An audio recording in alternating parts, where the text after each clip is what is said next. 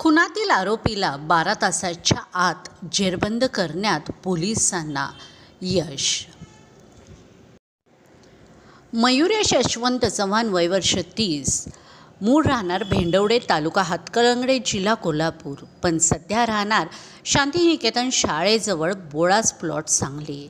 यास कोणीतरी अज्ञात इसमाने अज्ञात कारणावरून डोक्यात दगड घालून गंभीर जखमी करून खून केले होते, अशी फिर्याद त्याचे मामा हनुमंत रामचंद्र शिंदे वय वर्ष 43 वर्षे व्यवसाय प्लंबिंग यांनी दिलेली होती। सदरचा गुन्हा संजयनगर पोलीस ठाण्यात दाखल करण्यात आलेला होता। गुन्हा दाखल होताच पोलीस अधीक्षक संदीप घुगे, अप्पर पोलीस अधीक्षक रितू खोकर यांच्या मार्गदर्शनाखाली संजयनगर पोलीस ठाण्याचे प्रभारी अधिकारी बयाजीराव कुरळे व पोलीस ठाणेकडील गुन्हे प्रकटीकरण शाखेचे अधिकारी पोलीस अंमलदार यांनी घटनेचे गांभीर्य लक्षात घेऊन घटनास्थळी तत्काळ भेट दिली।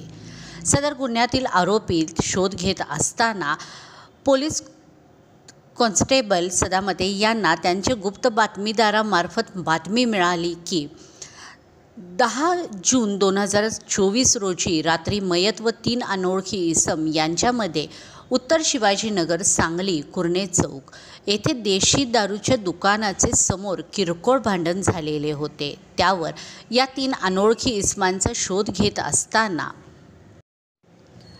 प्रतीक रामचंद्र शितोळे वय वर्ष 23 राहणार जुना कुपवाड रोड श्यामनगर पाण्याच्या टाकीजवळ कुपवाड आणि सिद्धनाथ राजाराम लवटे वय वर्ष 25 राहणार माळी गल्ली नंबर 1 माळी वस्ती संजयनगर सांगली, मूळ राहणार येरळे तालुका कवठेमंकाळ जिल्हा सांगली,